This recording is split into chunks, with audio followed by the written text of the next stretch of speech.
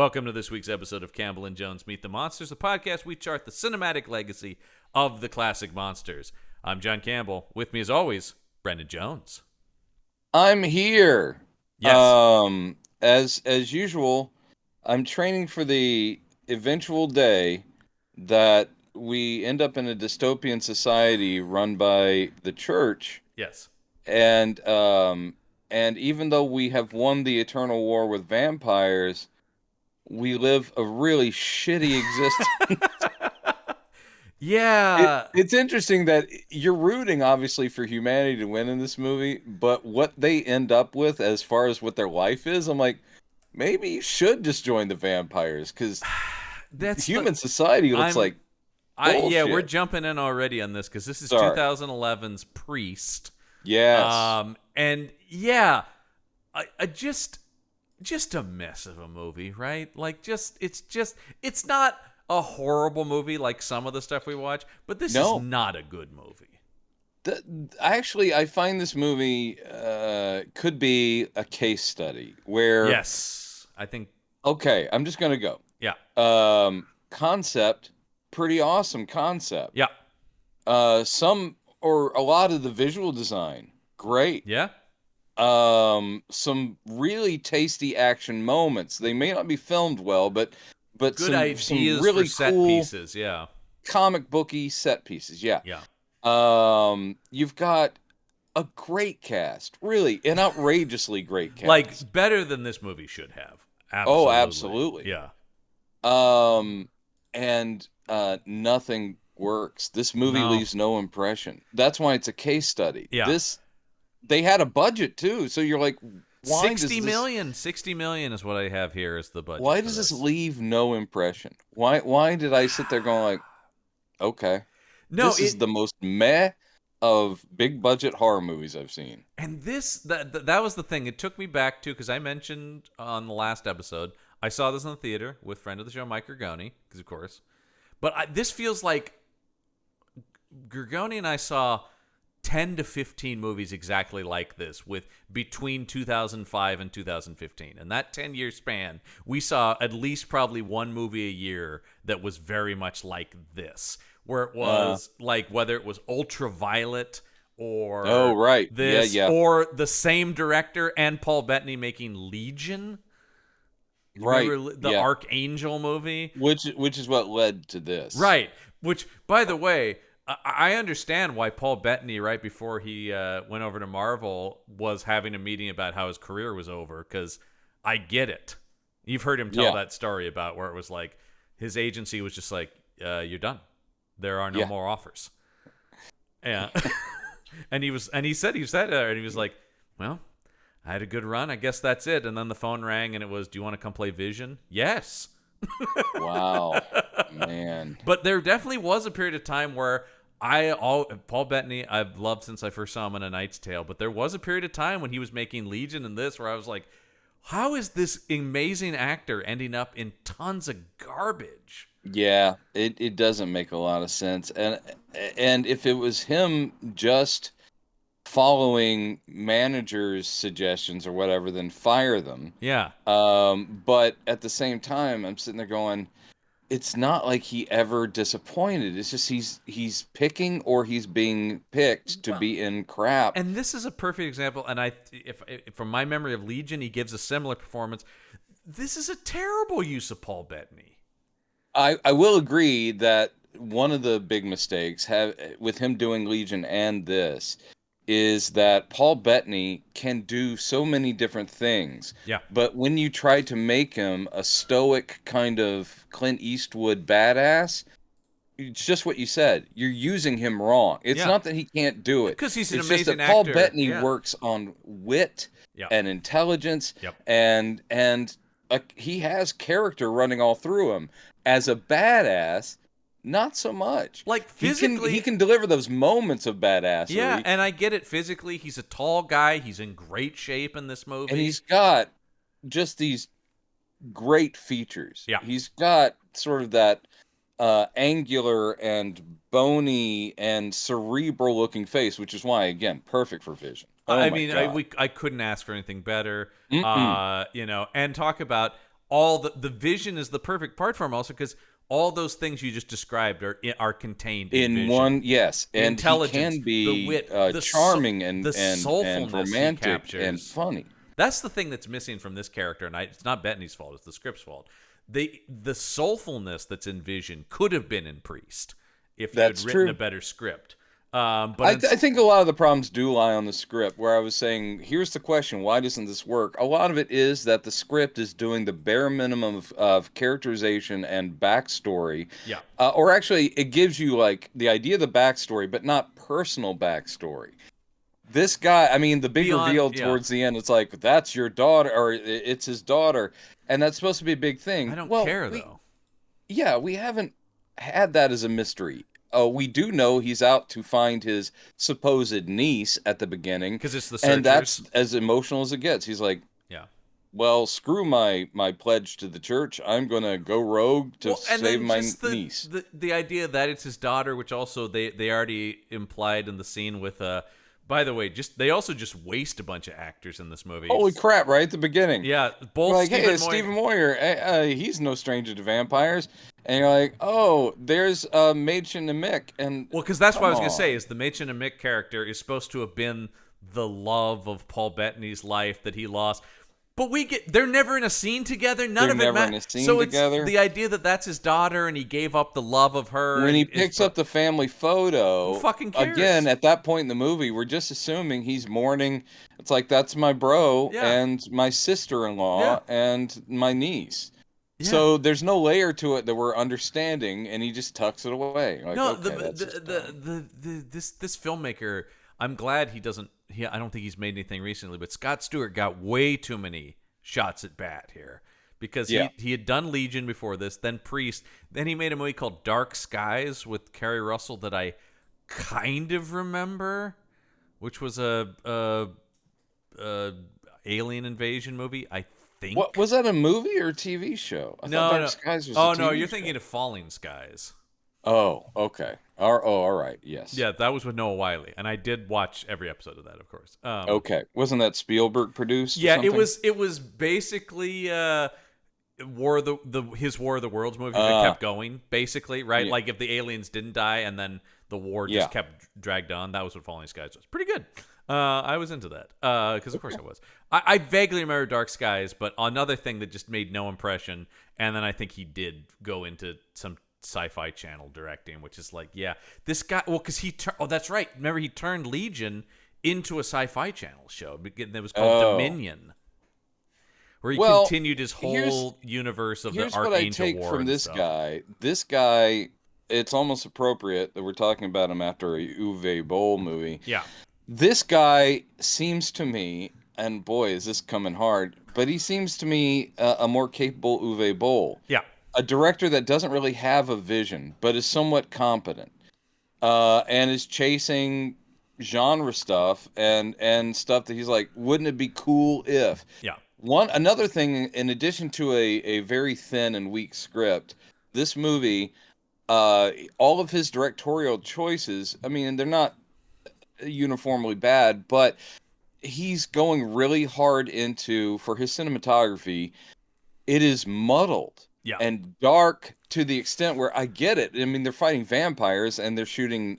night for night yeah, and all that stuff, but there are parts of this movie where I'm like, it's needlessly dark. I have no yeah, idea what just happened yeah. or who's moving where. Is like, this is not really that well shot because I No, cannot tell because what just happened. it's dark, but not like, once again, we see this a lot on here where these guys who make movies like this have seen other movies, whether it be, I mean, one of my biggest problems with this movie, and I'll get back to the cinematography in a second because it's part of it. One of the biggest problems with this movie is it's borrowing from like 10 different better movies and kind of it's all jumbled up though. And so Yeah. like, because I was gonna say, like, they see something like Blade Runner and the Blade Runner emphasis on the city stuff and then the Leone stuff and the John Ford stuff, like, and all that stuff and the George Miller this stuff. movie is just, this movie is Underworld Yeah. meets Blade Runner meets yeah, The Searchers. Yeah. You Oh, just I sit mean, there going like, the Searchers stuff is almost legally actionable. It's just right in your face. Oh, by the way, these people that we talking about the call cinematography, savages. I got to put this on the director because this is a good cinematographer. Don Burgess, who is Zemeckis' cinematographer and shot most of, Contact and Castaway and Forrest Gump and the real deal big name cinematographer. Yeah. So he shot the first Raimi Spider-Man. So this is a guy who is, but you take your orders from, and actually, was this, yes, okay. The movie I kept thinking of, and this makes a lot of sense to me, actually, this guy had done this just before this. The movie I kept thinking of that is this look, but it works, is Book of Eli, the Denzel Washington movie. Oh, sure. And I have a feeling this guy was like, that's the vibe I want. Get me the guy who shot Book of Eli. Except for that was such a more realized movie that was held together and had a good script. Right. But that makes a lot of sense to me that was what it he was does. going for. Again, it's like, hey, call him whenever we actually go out into the wastelands and stuff. We're gonna want that cool bleached, dystopian post-apocalyptic thing that he's already done. And then I want to talk about the writer for just a second because this guy's credits, now that I just looked him up, make the most sense in the world. Yeah. This is his first screenplay, by the way. First produced screenplay, first credit. Then he wrote a movie called, do you remember Apollo 18? Yeah. It was a found footage horror movie about a NASA Apollo mission that got but I never saw it. Yeah, but the whole idea is basically they found aliens on the moon. Yes. Then he wrote The Last Witch Hunter with Vin Diesel. Which is very similar vibe to this movie. Very similar. This also felt like somebody's role playing game that they decided to turn into a movie. And then his last produced credit we will talk about in a few weeks because he wrote Underworld Blood Wars. He finally just ended up in the Underworld franchise. Wow. This guy clearly is right. Maybe that was his goal because like you talk about, there's a lot of Underworld in this movie. Well, finally he just got the keys to the Underworld franchise. And I think to date that's the last one, so he ran into the ground too. Whatever. But this is also, when you talk about this, feels like this is supposedly based on a comic book. It is, but they changed a lot of stuff. They changed everything. I'd never heard of the comic. I went and looked up the comic, though. It has, other than the sort of basic idea of the priest action hero, it has nothing to do with the comic. Wow. I thought they just kind of changed the setting to make it more cyberpunk. They changed the wasteland, all the stuff about that. Some of the Catholic priest controlling the world stuff I think is in there. But the director's explanation was actually this is a sequel to the comic that takes place hundreds of years later. Okay. Yeah. So, but it's just so basically, I think this guy just wanted to make a movie. They had rights to the comic, and he's like, yeah, I can kind of make my ideas jibe with this. I think they also thought this is a comic that is, even though it's international, it's primarily known in Korea. Yeah. It wasn't a Korean comic. Yeah. And sort of a Korean manga. And they're like, so no one in America, where we're aiming the movie, is going to give a flip if we change a bunch of stuff around. Because they don't even know the source material. Right. Which is kind of dickish if that was the thought. It's like, hey, who's going to come after us? Basically, at a certain point, it's just like, ditch the comic then. You've got nothing to do. But it's called Priest, and that's such a cool name, and they've got the cross tattoo on their faces. It's so cool. Yeah, but the thing, and that's the thing about also, this is one of those movies that starts, and I already feel like I've missed something. Which you got a lot of movies starts like, whoa, what's slow down, movie? What's going on here? You get a full on history lesson complete with Glenn Tarkovsky animation. Before you get that, it just jumps in on the Bettany and Urban going into the cave. Oh, that's right. No context. Yes. We have no idea of anything. We are just thrown into suddenly Carl Urban and Paul Bettany in priest robes are wandering in a cave, and I'm going, whoa, movie. Jesus Christ, calm down. I don't know who anyone is or this world. Carl Urban, they go into this thing, and Paul Bettany's going, we hear the Queen is in here. Yeah, the Queen. That's bad. And then they're like, wait, it's a trap. And then Carl Urban gets dragged into the darkness, and Paul Bettany's like, no. And then What's it goes really confusing is when he says, "I had the dream again," to his Monsignor pal, Yeah. and he goes, and I couldn't do anything to save them. So weirdly, even though we're going to find out that that actually happened, just the wording there makes you think that that hasn't happened. Yeah. Or maybe he's had a premonition. And later it's like, no, you had the memory. You dreamed about what happened. So by the way, that is such a movie thing. People in movies are always dreaming exactly what happened. I've never dreamed a thing that was just an exact memory from my past. That's not how well, dreams you don't work. live in movie land. I know, but I listen. People are always dreaming about the. They have completely accurate flashback dreams. Did you read any of the quotes from the director on this? Because this guy is, I mean, of course, he's out promoting his movie. I get it. I'm sure somebody could look at me talking about things.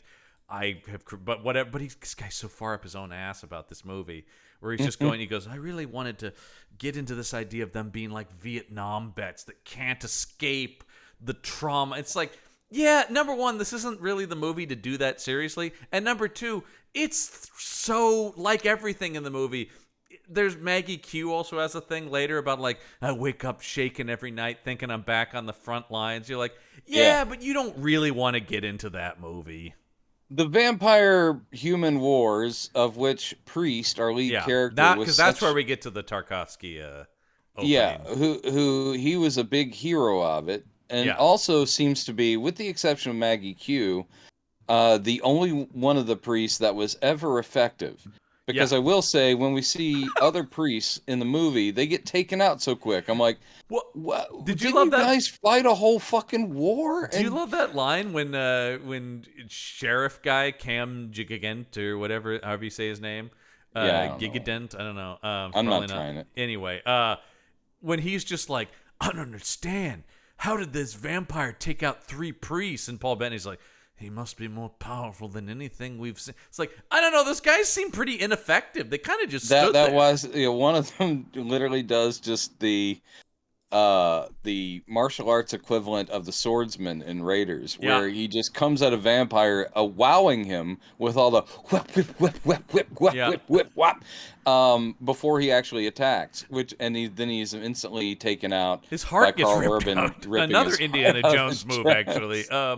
But that is one of those moments where you're like going, cool. Yeah. Cool. But literally the other 2 guys are with him. Just stand there and do nothing. Yep. Nobody's like, oh shit, now we gotta flank him. Nope. And then he's crucified them all, of course, because the religious imagery knows no bounds. But also, this movie doesn't really want to say anything about religion. That's the thing. It just keeps. This is such a frustrating thing I see in a lot of action movies, right? Where it's like, we want to talk about big stuff, but we don't really.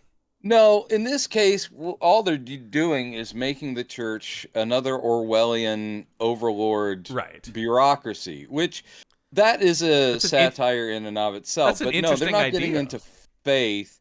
There is a line in there where I think Maggie Q says to Priest, she's like going, you're still a priest even if you are not part of the church. In other words, you're still doing the right things even if you're not tied in. I wrote it down. She said, our powers come from God, not the church. Oh, yeah, there you go. And that's a valid theme. They just didn't do anything with it other than have someone say a line. This is, it's like, okay. Like a lot of stuff I've talked about on here and on other podcasts I do.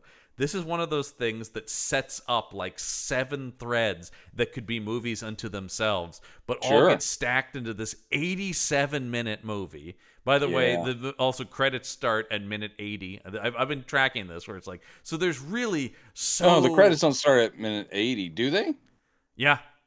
Wow. Yeah. Okay. So there's only 80 minutes of movie here. Wow. It's so brief, and you can feel that. It's just so... That's the problem. Now, did you watch the unrated cut? I don't know. I I don't. watched the unrated cut. I think I might. I watched whatever is on YouTube, whatever is available for rent. It Oh, might be the well, unrated cut. I don't know. Prime had two versions you could rent, and Ah, one was the unrated. I watched the unrated. To maybe. tell you the truth, I couldn't tell what was really all that Well, because I unrated will say about it. that's one of the things that immediately stood out to me is, and I don't know if I saw the unrated cut or not, but if you're saying that, then you can feel the PG-13 of this thing, Yeah, you can. and this movie But the should not one I be. saw was slightly more R. I think I might have seen that one too, because like it did have the heart rip, and he was holding the Yep. like bloody heart, Yeah. but even still, you're like It Yep. just the movie has no there's just no impact to anything. Like you said, the action is meh, even if it's good ideas, the characters are meh, the world is meh. The effects are hit and miss. There's some good effects in here, and then there's some stuff that looks like shit. Yeah. By the way, this filmmaker, no surprise here, came from a special effects background, this director. Oh, really? Oh, okay. Yeah, he was an ILM The guy. anime again, if for you said it was 80 million or 60? 60. 60 million? It's not For 60 million, not bad. the vampires are full CG. Yep. These are the least human vampires we've seen in a long time. because that's part of the we plot. also get right. we get vampire bags. We haven't had vampire It's bags been in a a long while time. since we've had a vampire in a wet bag. Yeah. Yes, indeed. But we're back, baby. Oh Anyway, yeah.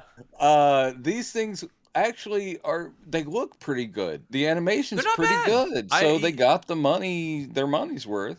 Yeah, but like it's also that thing once again, and what's funny to me is I don't know if any of this comes from the but it's that thing once again where they're talking about like, look out, they're hive guardians. It's like, oh, I'm sorry, we're trying to like build rules and stuff, and you're trying to build like very video game stuff where it's like, hold on, and even the stuff where he's like, no, you have to anticipate where the vampire's going to be. It all just feels and like they once again, video have game their own rules. bullshit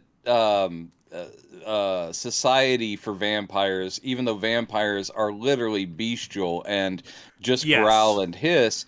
But they're like, they serve the queen, so it's a matriarchy. Like they talk about hives, so they're almost like bees. But There are then- hives and there's a queen. That's where the searchers part of it really falls apart for me, because then it's like they go out to the vampire reservation and stuff. It's like, no. This is not a culture that's been like pushed aside. These are straight up monsters. And the whole these thing, are a full other species. the whole thing about where the sheriff is like, what do you mean if she's been turned, then you're gonna kill her? It's like, yeah, that makes sense. It's not the searchers thing where it's like, well, if she's joined the Native American tribe, then I'm gonna kill her. You're like, holy shit, I'm horrified. Here I'm like, yeah, he should kill her if she's become a vampire. That's a bad thing. Actually, also in this movie, if you're bitten, you don't become a vampire. You become a familiar. But is not just an idea. It's an actual like creature you become. Yes, something that is not affected by daylight, but you do look weird, and maybe you're slightly stronger or whatever. But you basically just serve the vampires. It took me a while to figure that out, actually, because the familiars are done up like what we see vampires being like in a lot of movies. They're pale skinned, they have monstrous eyes. They seem to... Yes, they look much more like a classic vampire. But you then this part of the plot made no sense to me is that Carl Urban is something else, and they make great pains to say, nothing like this has ever existed before. And he basically tells Priest eventually, he goes, yeah, I was kidnapped and then she was my saving angel, the queen of the vampires, and she turned me into something that's never existed before, a human vampire. Yeah. So he's not a familiar, he's something else. It's like he is a vampire as we traditionally know them, but he's right. the first one. But he can go out in the sun. Right. He's got, I mean, I guess he's a daywalker at that point. Yeah, he's like a daywalker. Oh, Carl Urban. But what pissed me off about that movie is that this conflict has been going on for centuries. Yeah, we see like it's literally like in the Tarkovsky which probably is the best part of the movie because the animation is Yeah, great. I'm like, yeah, look at that. His stuff is so stylish. It And looks like a tapestry, but yeah, it's moving around. and I Yeah, mean, of course, the guy is an amazing animator and does incredible work. And so, yeah, and you saw, I'm sure, in the trivia that was a compromise because the studio refused to pay for that stuff in live action. right. Because of course they're like, But whoa, the thing whoa, I we gave you don't some money. Watch it. You're still priest. the Like thing I don't get about it is really he's the first after centuries. yeah. This never occurred to any of the vampires or the queen before Carl Urban came along. Nope. No. It Absolutely seems not. dumb. It's very well, and I have I so think many. day 2 or 3 of the Vampire Human War, they would have been like, what if we could turn one of them into us? Yeah, because that does seem to make him basically unstoppable, except until he meets Priest, obviously. Because His death, by the way, pretty cool. yeah, look good, Pretty cool. not Just bad. the whole like getting blown apart thing. I'm Yeah, all for it. yeah. He just gets consumed by fire. Yeah. Not bad. Yeah, I'll get. There are moments, but that's the problem with the movie is even if something is objectively cool like that, you're like, oh yeah, that's kind of cool. Yeah.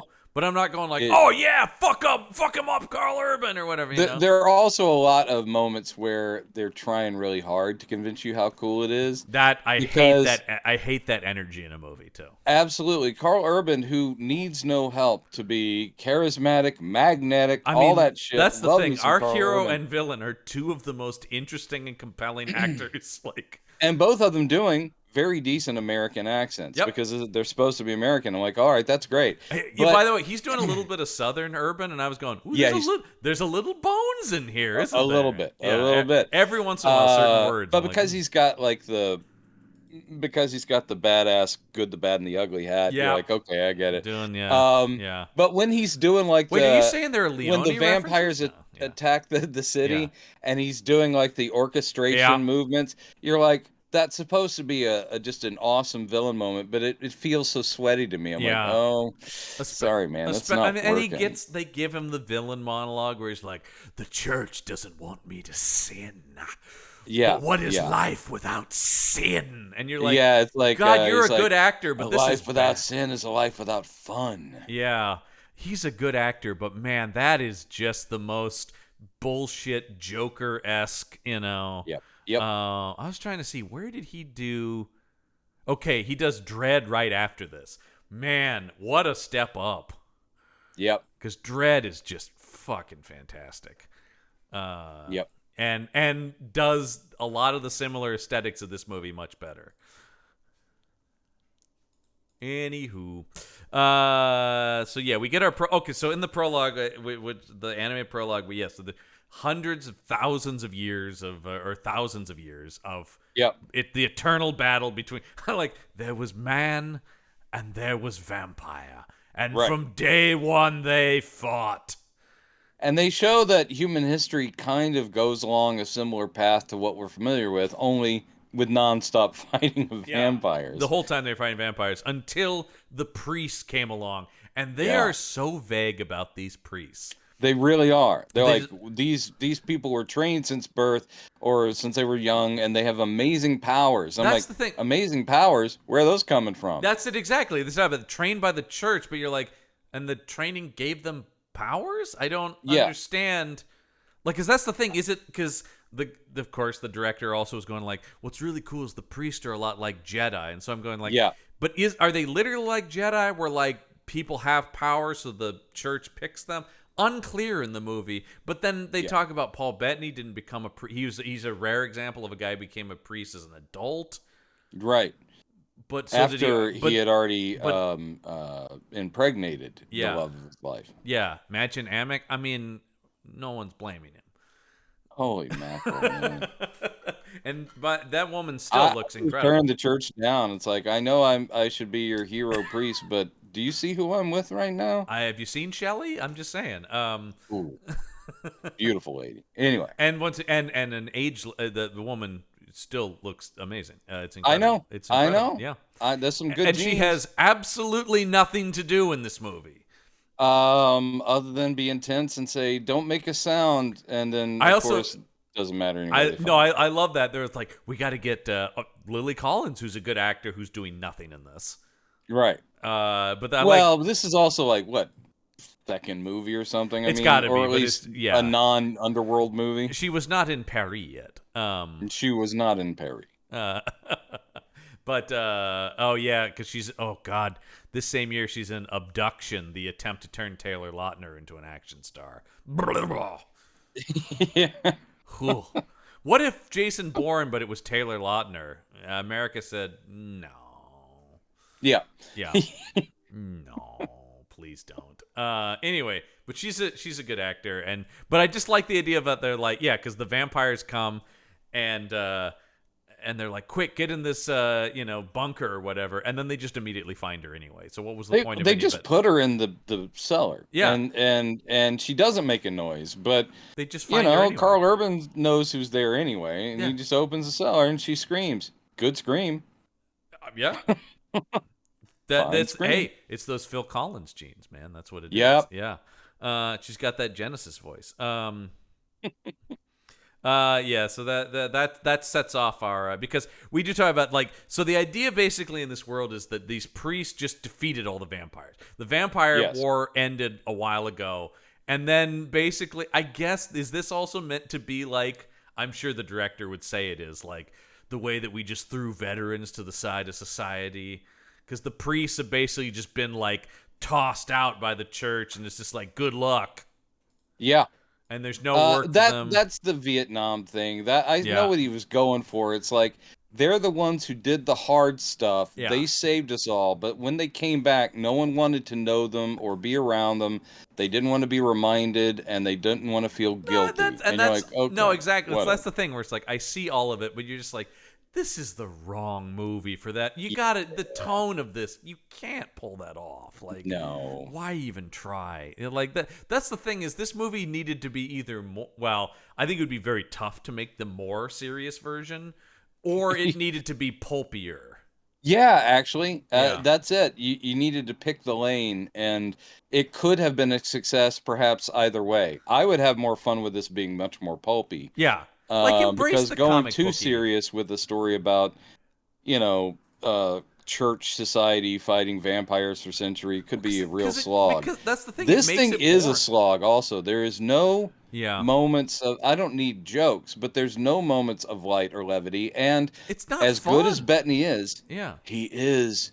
They have decided that he will be a monotone, grim presence for the entire film, and you're like, wow. And then they pair him with this really earnest other character. Where is like a lighter-hearted character? Because you can make the grim dark guy fun by pairing him against a guy who's like, I mean, it's the Deadpool Wolverine thing, right? Sure. Yeah. Exactly. I mean, you don't have to go that far, but I'm saying like that's the tone a lot of these take is, where is his sidekick character, and instead he gets a sidekick guy who's it's just sort of another earnest dude. Like, it was just like, I want to get my girlfriend back. He's like, and then Maggie Q shows up and she's just as haunted as him. You're going like, this movie will not let me have fun. We've mentioned this before on here, and once again, it's not like it's an amazing movie, but Hansel and Gretel Witch Hunters. But that movie got it. It's like, this is Hansel and Gretel Witch Hunters. It's insane. It's just fun. It's just silly. Like, yes. And that's the thing where it's just like, I'm sorry, you're making Priest. Like, it's you can't. You could make this, but if you want this to be like fun popcorn entertainment, let me have some fun. Instead, the movie's just like, oh, don't you? Yeah. And the ending totally wants to set up sequel, and I'm going, I don't want to see any more of these characters at all. This war has just begun. Yeah. And I'm like, no, I don't want to. No, yeah. Well, $60 million budget, it made 78 worldwide. That's not going to cut it. No. They can't claim it is a absolute disaster, but at the same time, it didn't do anything. Actually, hold on. I didn't do the poster. It looks like an Assassin's Creed game. I'll just say that. It totally does. It looks like Assassin's Creed. Looks like the Assassin's Creed character in the underworld. And you, this movie didn't have enough stealth missions. Well, like I said, there's a lot of like the progression of it is very video gamey. But I just want to the tagline is what I wanted to bring up. Oh Because yeah. you were just talking about the ending about this war is just beginning. The tagline is, "The war is eternal. His mission is just beginning." Yeah. You're only gonna see 80 minutes of his mission. Sorry, everybody. This is one where It may. I can't figure out if they ran out of money or if this was a studio chop job, because I don't think they set out to make an 80-minute movie. No, I think there's a lot that was left on the cutting room floor, but it probably wasn't going to make this much better. No. And that. Well, there is a note in the trivia that talked about the original idea was to have Brad Dourif come back as a human vampire as well, but they just couldn't get him back. He's like, "I've got 2 days I can give you." And so you they know just what went, he did? "Ah." He gave us Durif. It's what he did. He gave Another us guy Durif. a guy who always delivers. One of the best, man. And another Deadwood guy. We were talking about that actually off mic, but Absolutely. yeah, but Yeah. love Dorff. And yeah, Dorff delivers in the 2 scenes he's in. But I think that does speak to what I'm talking about, where it's like, I think there were a lot of ideas for this movie that just couldn't be realized. So it's like, oh, we were gonna have Dorff end up as like Carl Urban's vampire underling, and then they hired Dorff, and he's just like, you only have me for 2 days, man. Yeah, and it's so the they're whole like, thing of he fuck he it. does the whole biting of him and then just goes, put him to work. Yeah. Great. That's the end of that They were character. he was gonna come back, and they were just like, nah, man, I gotta go record more Chucky lines or something. Ugh. I just like the idea of, and look, I love Brad Dourif, but Brad Dourif's in a lot of stuff. So when he's going like, Oh, yeah. I'm sorry, priest, I can't. My schedule's too jam-packed. You know, you're just Or, like, I that's- mean, maybe it was written that way, and they're like going, who could we get that will make an impression if he's only on screen for like 10 minutes? Like, oh, this seems like a Brad Dourif. Well, let's get Brad Dourif then. yeah. So like I it said, could was- have actually there- been built into the plot that this character was not meant to be that much no, more he important. was supposed to be more, is what I'm saying. Whoa. Based on, how do you know? There's a quote from the director. Oh, really? Oh, I'm That's sorry. That's what I'm saying, is that he was saying that the original Oh. idea was to have Dourif. Oh. That was Then- the idea, and then they couldn't get him for more than 2 days, so they shortened the part. Okay. Yeah, all right. Yeah. They wanted Brad Dourif so much Yeah. that they're like, fine, we'll just truncate that character arc. Exactly. Yeah. Gotcha. Yeah. And I mean, actually, that's still money well spent because Yeah. you will get a little Dourif, yeah. and a little Dourif is a. I yeah. mean, I'll take any amount of Dourif I can get. I was just listening to somebody talk about Exorcist 3, and Dourif fucking Oh, yeah. rules in that movie. Yeah. Underrated but this thing- picture, my friend. I- Exorcist again, 3. well, it's not shit. I'll give you maybe underrated. I'll say that it's underrated, and the biggest flaw is that they called it Exorcist 3. It should have been called Legion. Yeah. That I would say is Yeah. that people went in If with you the wrong separated idea. it, People it went in would've with the felt- wrong idea. If you just saw it as that, and George C. Scott is having a great time. He sure is. Yeah. And there's that creepy old lady on the scene. Yeah. How about this? This makes when we talk about the Paul Bettany thing, right? Yeah. This doesn't really feel like a Paul Bettany. I don't know if you saw this.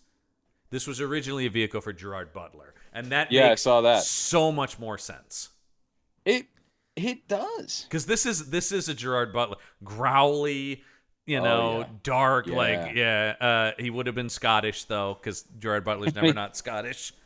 He really's not that great with accents. I've heard a God bless distinct him. awk in a couple of those Fallen movies. You know what I like though, because I do see all the Gerard Butler movies, of course. People know that. The last maybe 3 to 4, they're just making him Scottish now in the movies. They're just going, you know Well, what? The guy they're- flying the plane.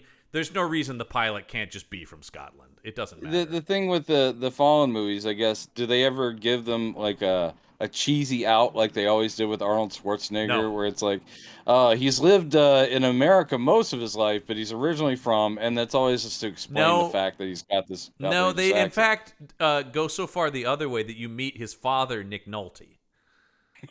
Oh, God. Son, it's me, your dad, Todd. So no, they've Oh, moved that quite a that's bit. great. Yeah, It's great to see you. I will Doc. say the thing about the Fallen movies, he's trying to tamp it down, but it just keeps coming back up. This guy, he's doing the Liam Neeson thing where it's like it's less, but it's still there.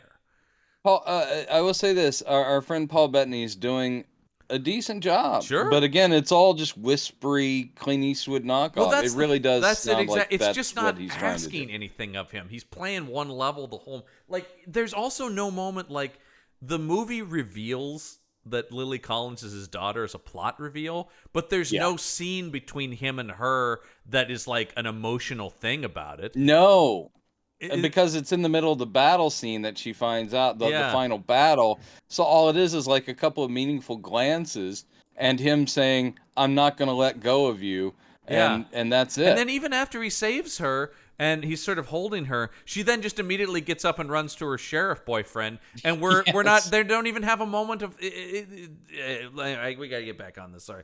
Yeah. So yeah, let's talk about this dystopian future city. Which, why is there no sun? Pollution. I don't. I mean, I get like you can just kind of go like, but that's the whole thing is it's permanent night in the city. That's only to set up. Wait, won't the vampires die if they go into the city? And it's just Paul Bettany, so Paul Bettany go, no sun in the city. No sun in the city. Yeah, and so it's always dark. We see that, and on all the screens is the head of the church. Jesus, how many times are we going to talk about this guy slumming it on this show? Christopher Plummer. Christopher Plummer, a fine actor, and he has spent so much time the greats in the slums. That man never did he ever say no to anything? I don't think so. No, he really. I mean, it's again we bring it up the British actor work ethic where they're like, did someone call? I'll do it. It's crazy to me though, like because 2011, the same year he's also in Fincher's Girl with the Dragon Tattoo, and he's awesome in that movie. Oh yeah, he's amazing. And he had just come off winning an Academy Award for Beginners right before this, where once again he's incredible. Yeah. So this is not embarrassing, and he's No. only in it a little bit. He just has to show up being the I am the representative of the entire establishment, and you are going against it, rebel. And because he's played he knows this part. He's like done it, been that. Yep, okay, got it. Exactly. I did this back in what's that horrible '70s sci-fi movie he did?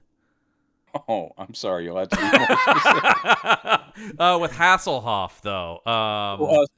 Star Crash. Star Crash, which I love. With Carolyn Monroe. Yeah, that was and in that isn't he like the emperor of the galaxy in that or something? But in that he is actually like the ultimate good guy, like a King Arthur. That's right. He shows up as like a hologram because they literally put him on a soundstage for one afternoon to say some speeches. Well, it's all about you and your heroic band have saved all of us and blah, blah, blah, blah. Can I have my money now? Can I have my money, please? That's one I love where he did, because I think that's once again the guy. He goes, you saw the quote he had about that movie because that was an Italian film. He's like, "Well, I'd never been to Italy." Yes. I think that's the thing. So I'm sure it's probably something like that with this too, where it's just like, well, I'd never seen a Sony soundstage. Or, I think that, I mean, really, at some point in your career, when you're that established and your rep is locked in, you can't really do any damage to it. Yeah. It is just about, where is it filming? Oh, I'd like to go there for a couple weeks. Yeah. I'd be remiss if I don't, and I swear I won't derail the show with this, but I just have to mention General Chang from Star Trek 6 because he's so fucking good, and he's having the time of his life in that movie. Because I will say this, that is something he can work with. Yeah. I mean, they there's gave actual him stuff dialogue to do. and a character. Yeah, and I think he and Shatner both are like, ooh, game recognized game. Basically, it's them rolling up their sleeves and doing the thing where they've got the fork in one hand and the knife in the other hand, and they're stamping right in front of the plate. In other words, bring it on. It's two guys with like theater in their bones just going like, I'm in crazy makeup, you're in a spacesuit, let's go, baby. Let's go. And it's a blast to watch. Watch Star Trek 6 instead of this movie. It's way more fun. Oh, word. It's one of the best Star Trek movies. It's a great movie. It gets dumped on, but it's very, very good. Yeah, I mean, it's always the thing about the even numbered ones. Although you'll hear me defend the odd-numbered ones too. All right. Yeah, All but right. that's not here. Anyway, so yes, the church is in charge. We meet Paul Bettany going through the street, and everyone's clearing the way for him. Is this on? This must be on purpose. He's also like a foot taller than everyone else in the scene. I think that's just Paul Bettany. I mean, Paul Bettany. By the way, Paul Bettany, and this is always one of those things that I think people are surprised by. The tallest Avenger. Yeah. He's taller than Hemsworth. Hemsworth is wider, so he doesn't read as big. But Paul Bettany is a guy who, I think it's like I heard the Blank Check guys describe this. Paul Bettany, and I thought that in this movie, is a guy who's actually like really tall and pretty jacked. And if you saw him away from the other Avengers, you'd be like, damn, that guy's jacked. They were talking about this with Hiddleston. They're like, in any other context, Hiddleston is pretty fucking jacked. But you put him next to Hemsworth, you're like, well, he's kind of a scrawny guy. Yeah, look at that scrawny dude. Yeah, but like in this movie, there's the whole thing where he takes off his robes and it's all about his abs and stuff in this. Yeah, and you're like, yeah. all right, yeah. Well, Bettany is like a tall, fit dude. MCU shot. This one's for the ladies. Yeah, little something for mama. You know, yeah. Although I guarantee you there weren't a lot of women in this movie that weren't dragged by some idiot who was like, "Oh, sweet priest." Yeah, that's exactly. Because it's Gorgoni and I both very single seeing this movie together. Yeah, yeah. That was the audience. Did you guys hold hands during the scary parts? As we always. Oh yeah. Okay. All right. By the way, what scary part? I think even Gorgoni did. Like the couple attempts to be these vampires, while kind of cool in design, don't really inspire fear in me. True. They're just slobbering monsters. This is a real goo-heavy movie. Yeah, it's real goo forward. And it's also so dark you wouldn't be able to tell what's going on. I think there's a vampire in the scene, but I can't tell. What? But yeah, Bettany goes into this confession booth, which is basically like an AI Christopher Plummer. Yes. Yeah, and he's just because the whole thing is he's being very serious about his sins, and Plummer is giving him these generic platitudes. Yeah, you get this is the big commentary on technology and where it's going to lead us, that even our spiritual guidance will be turned into a booth that you walk into on the street. Like this whole movie, it's almost commenting on something. Almost, yeah. It's like I love stuff like this where it's like guys who saw Blade Runner and think it's awesome, but have clearly paid attention to nothing beyond the surface of Blade Runner, like those kind of movies where you go like, you know that movie's really about something. That's why I'm so glad Villeneuve did the sequel, because you can totally imagine like a much worse filmmaker making a dumb Blade Runner movie. Yes. So anyway, Bettany goes back home where the sheriff of it's not Jericho, because Jericho's the town that Carl Urban massacres. Right, it's some outpost. Yeah. And he's the sheriff of it, and he is, of course, the boyfriend. So let's say he's the sheriff and he's very young. Let's say he's a 25-year-old sheriff, but he's still hooking up with an 18-year-old girl. Yeah, I know. It's very... And this is played by our friend from Twilight, Cam Gigande. Your friend, Gigande. Maybe it's Gigante? Gigande? I have no idea. I don't know. Anyway... he's not an amazing actor, unfortunately. He's not a terrible actor. He's not a terrible actor, and he's trying his best to be like, "Oh man, look at me! I'm a new film hero." And that's but the it's thing. not. It's not and that's what this. No, that's it exactly. He had a couple of these where, like a lot of these guys, they were sort of like, "This guy." No. Yeah, is he who you guys want? No. But he's the full-on Western type character, because Bettany's coming from the cyberpunk city, right? But out in the wilds, this guy is wearing a duster, and he's got a big ass gun. He's the Jeff Hunter in this Searchers movie. Yes, he's full on Jeff Huntering. Yeah, he's piking all over the place here, man. And he's like, "Oh, I know you. You're priest." Yeah. And everybody knows priest. Yeah, everyone knows priest. And your brother was attacked, and I can take you to him in the hospital. Your sister-in-law is dead. Yeah, Machen Amick was killed by the vampire. Steve Moyer was just mortally wounded, but still hanging on for one more scene. I like that they said in the trivia, it also said Stephen Moyer did this while on break between seasons of True Blood, and I thought he's in this so little he could have been on break during the filming of True Blood, like on a lunch break, shot this stuff. Yes. My God, I don't. Yeah. Well, there would have been 2 setups. Still possible they could have done it in a day, but more than likely a weekend. Yeah. Because he's in the cabin, and then he's in the hospital where he's laying dead and going, "They got Lucy." By the way, vampire movies with Lucy. Vampires love a Lucy. Have you noticed that? It's in the trivia. They can't get enough of Lucy. It's in the trivia, Brandon, that it was a reference to Bram Stoker's Dracula.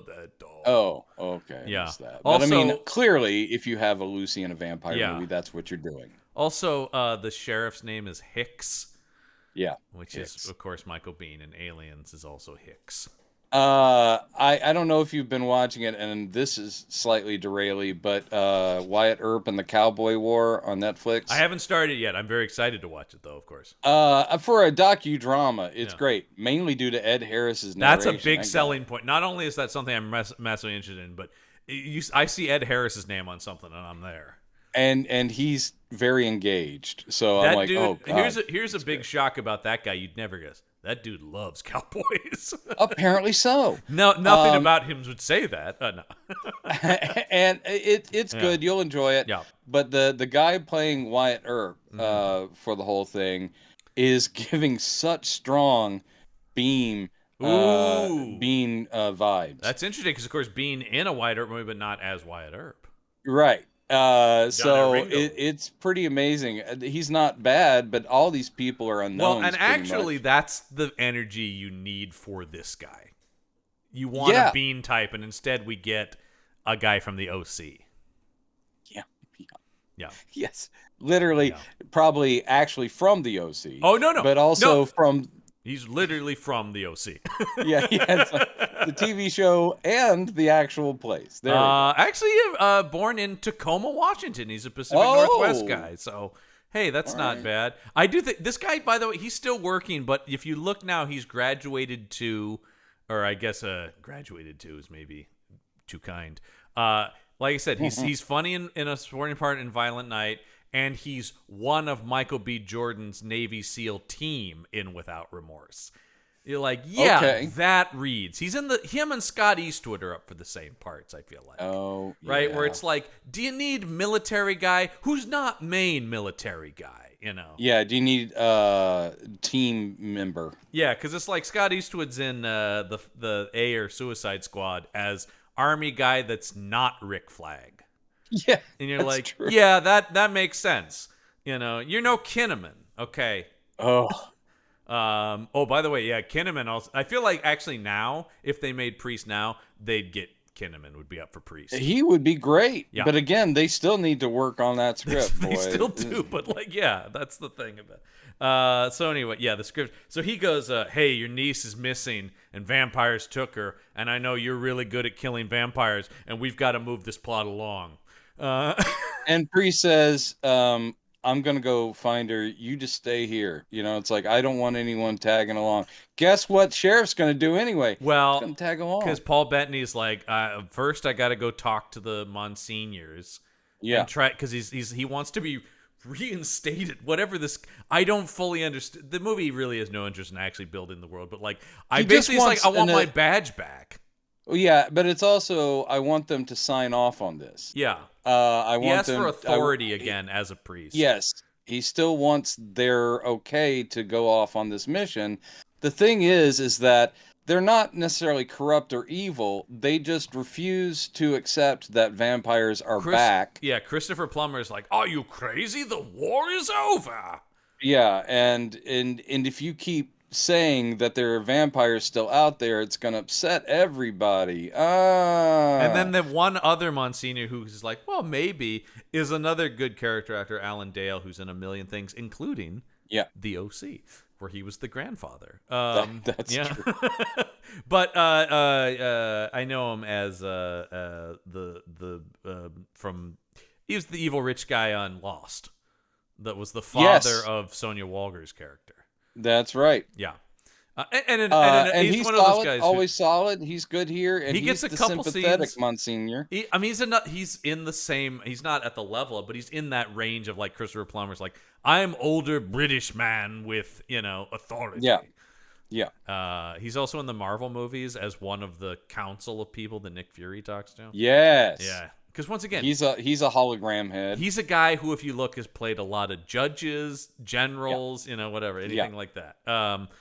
But yeah, and he's like, I don't know, maybe Priest has a point, and Christopher Plummer shouts him down, and then he and Paul Bettany meet in like a bar, and he's like, "Hey man, I did my best. Look, you're It pretty seems awesome, to Priest." be a cyberpunk cafeteria. Yeah, I and did think of it as a bar first, and then I realized they're showing it. It's like an automat where there's Yeah. food and beverages, but it's not necessarily a bar. and they're drinking some sort of futuristic bottle of something. Yes. Yeah, And he goes, "Oh, I wish you hadn't said that," and he does basically rat him out, which is sad. because soldiers show up to fight, and of course Paul Bettany takes them all down. Takes them all down, which causes Monsignor guy to go, "Oh, what we've unleashed! Oh, watch out, everybody! Here comes Priest!" Yeah. And then the logo starts up, and then that cool ass like 1970s theme starts up, and I'm like, "Oh shit! Watch out! Here comes Priest!" Look out! Here comes the priest. That isn't what happens. But that's the sadly. movie I want. Once again, like, have some Yeah. fun. Doesn't have to be that Oh exactly. yeah, this man. Yeah. If they had Black Dynamited this, that would be the best. Oh shit! Here comes Priest. Shit, man. No, instead, I don't think there's a person of color in this cast. I believe you're correct. That's yeah. not a great look from a major I studio mean, release. unless you're unless saying, Maggie Q is the only Yeah. yeah. she's it. Oh, that's sad. And oh man, they don't use her for anything other than just being like No. anyone could have done this. She is badass in it. She has 'Cause some she's sort ju- of 'cause she's melancholy attachment to Priest. Yeah, there's a weird thing about like that they have a romantic thing that can never be. Yes, that kind of thing. But the movie also, I'm sure it would have been explored further in Priest too.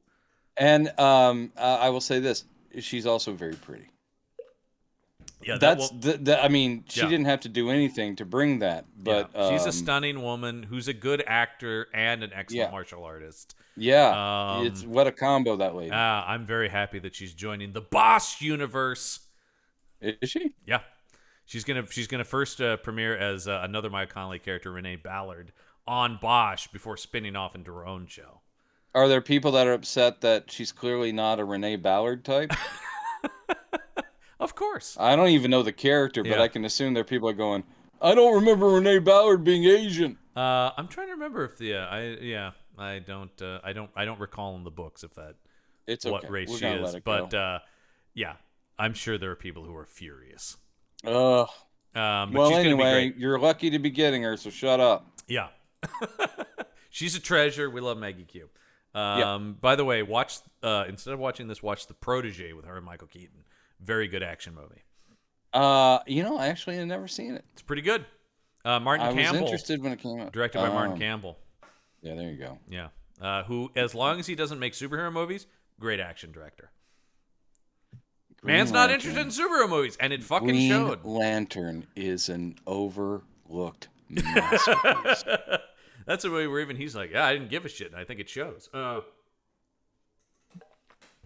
Why'd they hire me? I don't know. Anyway, so he rides out, and then, man, because we just have to just keep putting things from other stuff in here, he gets on his super sweet future motorcycle. He's got a jet bike, everybody. It's a jet bike. And not only does he fire that thing up to 175, then he hits nitro mode. Oh man. Fuck yeah. That's where it really does feel like Ultraviolet, where they're like, it's not enough that we're doing, vampire war thing, but also we want to make it as cool sci-fi-ish as we can. Yeah. So here we literally get lots of close-ups for the whole movie of like the UI of the jet bike. I'm like, I don't give a shit how fast he's going or that he just hit nitro mode. It's a cool looking bike. It does. the thing is, he's going super fast through the desert. If he's Yeah. doing 175 or 250, I can't tell. He's just going really fast. It makes no he's difference. just a line of dust Yeah. is all it is. It's going very fast. And they do an overlay of a map to show you, like, oh, look how fast he's getting to District West. You're like, wow, that's great. Go, This is priest. what I want. Is anybody be like, go, priest, go! Yay! Priest! Here's the thing about this. This is the thing. When people complain about all these superhero movies today, it's like, do you want to go back to 2011 when we had this? Because this is real bad. I wish people understood how well we're eating right now. Mm-hmm. We're eating very Complaining well. about the modern, because I remember going to a lot of movies with this vibe and being like, I should like it, but I don't. Because on paper, this thing we're supposed to eat. That's this what I'm up. saying. That it's like, look, You're nerds. He's on a future bike. Yeah. Yeah, and you're like, yeah, but it's shitty. And then people didn't go see Dredd when they should have, because Dredd ruled.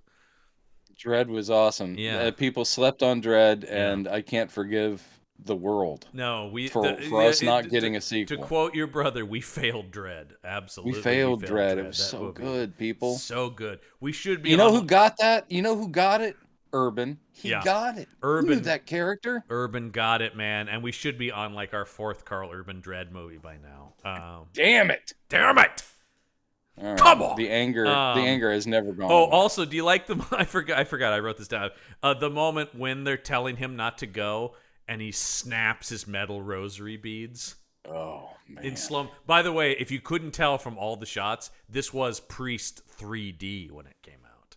Yeah. There's a ton of 3D shots in this movie, and that's all the like knives being thrown at the screen. That's all the worst CGI in the movie. I can't remember if I saw it in 3D. It didn't make an impression if I did. I saw it in the theater, but I don't remember if I saw it in 3D. So rarely went to things in 3D, and I guarantee you, I have no memory of this, but I guarantee you, Gorgoni was like, "You want to go in 3D?" I'm like, "Not for this, man," because I didn't go in excited about this. I knew this was probably not going to be great. Yeah, we had already been to Legion. We saw Legion together too, so I'm sure I wasn't like. We went to all this shit because, as you know, I'm sure you saw a lot of this stuff too. We weren't yet at the proliferation of, or the massive amount of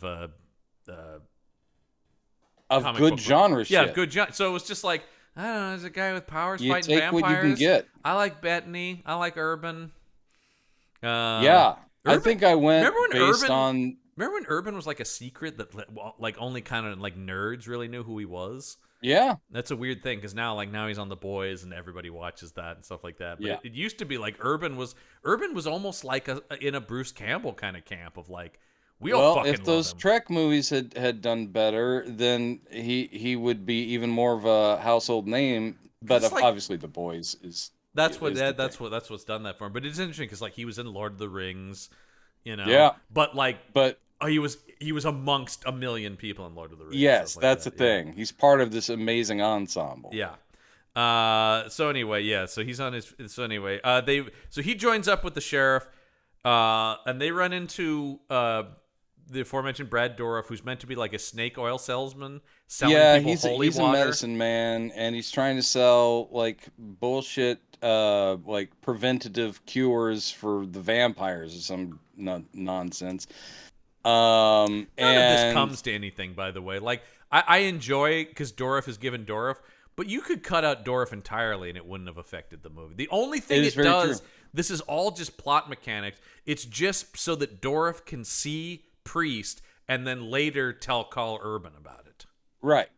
But it's also enhancing the Western callback. You get a medicine dude. You're like, oh right, it's like the old West, but it's not because of the that's kind of where I thought like either they need to be blended better or you needed to pick a vibe. Either we're doing cyberpunk dystopian future or we're doing Western wasteland, or find a way to blend them better because it really does feel like the city is threatened. They're going to drive the train, but once Paul Bettany leaves the city, none of that really matters again. No.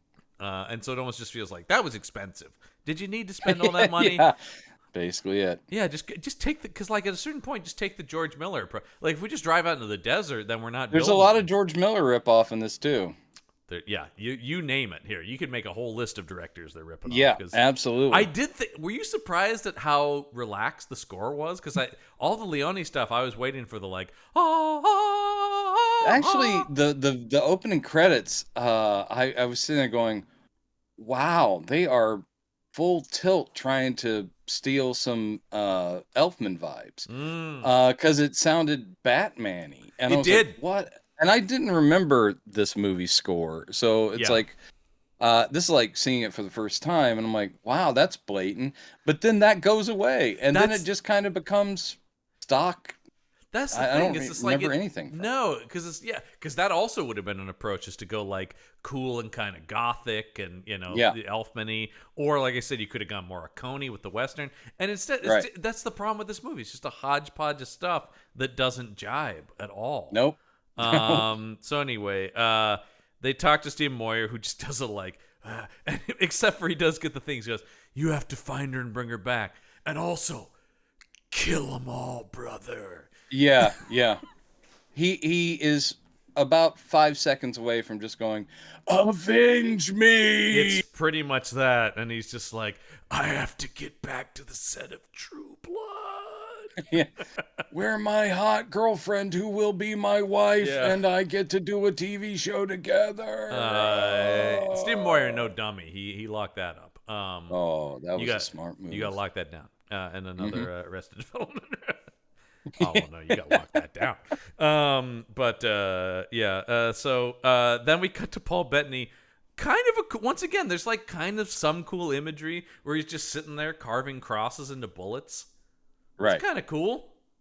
Yeah, and I guess that scene's supposed to play out as in the sheriff is trying to argue of why Priest will need him, Yeah. and why he's going to accompany him. And the whole time, Priest is carving these bullets. So at the end of it, when he's like going, and that's why I should be with you. And by the way, why are you doing that with the bullets? Because I didn't think Priest used guns. And he goes, these aren't for me, these are for you. Yeah. Which means the whole time, Priest knew that the guy would be going with him. Oh, So, wow, that's great. and how does the guy prove his skills? He throws a bullet in the air and then cuts it in half with a knife. Yeah. Right in front of the camera so that it splits and comes right at the audience. Yes. And once again, like I said, all of those shots are the worst CG. That's Yeah. where the CGI looks terrible. The Yeah. vampires look fine. The CGI of like knives or anything coming at the screen, when he gets into his crucifix shurikens, Yep. all that stuff looks terrible. If by terrible you mean so badass that my ass hasn't recovered from it. And so now Christopher Plummer's all upset, so he's like, "Assemble the other priests and tell Yeah. them to bring me Paul Bettany, dead This or cannot alive." stand. And then I thought it was weird that they didn't cut out when he said, "Can I have my money now?" I thought just It is weird they left that in. Yeah. What's that? Hold on. That's the sausage being made. You didn't think you'd actually hear I him just- say, is the check ready? Yeah. Has the ink dried? Yeah, can I? I just want to make sure you have my details for the direct deposit. 'Cause Do you have my deets? yeah. That's what the kids call them. Did right? you need Deets? photo ID? I brought it just because I want to make sure there's no hiccups with the cash. I just imagine he's like when you see Gus Van Sant and Jan Silent Bob Strike Back, and he's just sitting in the corner counting bills, and it's Yeah. like, "Chris, we're ready for you. Give me a second. That's a 15. 14. Oh yes. Oh, this is good. What's that? My Oscar can't hear you. Oh.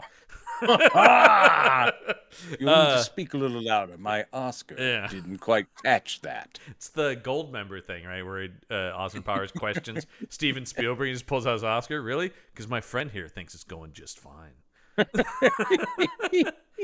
So we got Paul Bettany looking at vampire tracks. Yep. And he's going, "This is interesting. These seem to be bipedal. Vampire tracks are much more spread out and scattered. This can't be. This is weird." Look, he would know because he's priest. Yeah. And so they go, we got to go to the vampire reservation. This is where I'm going, what are we doing, movie? In the opening thing, they said that the war was over simply because the remaining vampires had been locked up, like in concentration camp type things. So vampire reservation, I'm like, is that what they were talking about? Or is that a whole other, I don't know. I don't know. Yeah, well, because then they go there, they call it a reservation, but then when they show up, Paul Bettany's like, there's no guards. So it's like, was it a reservation or is it a prison? Yeah, it's a prison, and the guards, they've been chawed on. Yeah, because they go down and there's a familiar out there cutting the heads off chickens and then draining the blood, I guess, for his vampire masters. Yeah. His master. And so they go down into the vault underneath the place that is the vampire prison, I guess. Mm-hmm.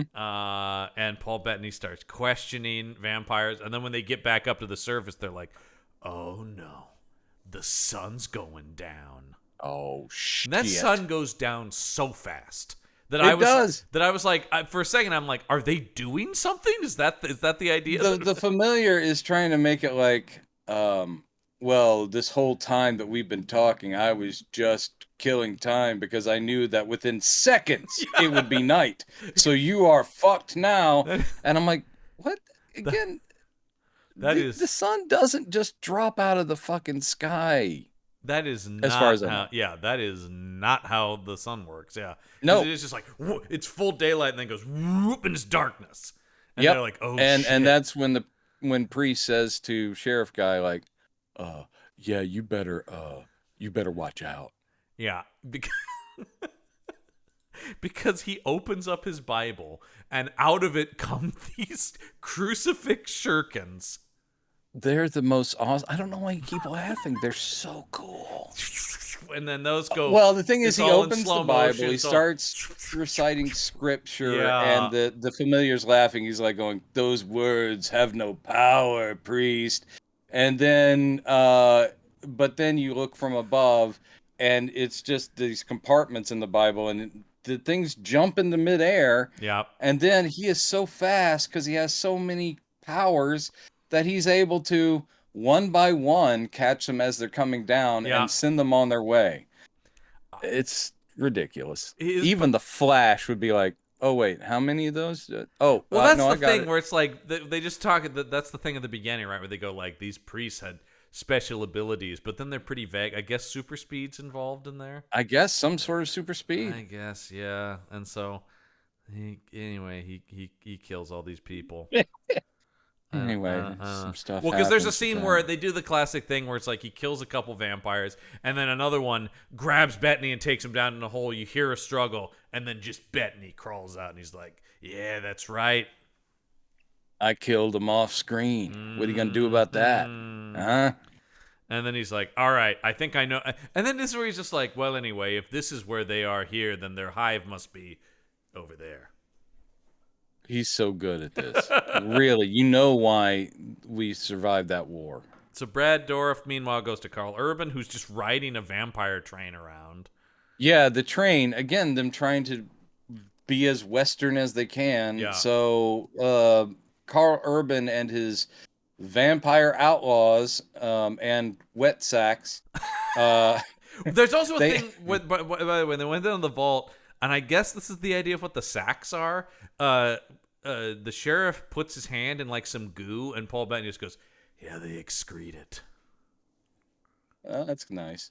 And I'm like, yeah, I guess that's what the sacks are. Okay. I will say that we learned so much about vampires in this movie that it makes all the other vampire movies we've seen seem like they were made for dummies. Like you said, it is a slog, but also the whole movie is just like, yeah, they excrete it. Let's just keep moving. We just got to keep this thing going.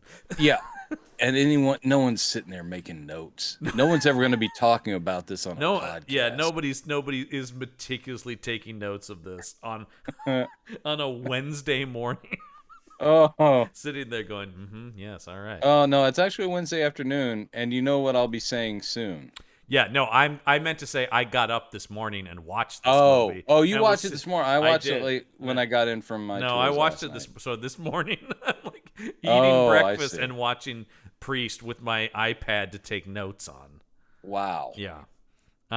Again, your dedication above and beyond. So anyway, yeah. But Brad Dourif is like, hey, man, I think I saw a priest. How Brad Dourif knows Carl Urban, unclear.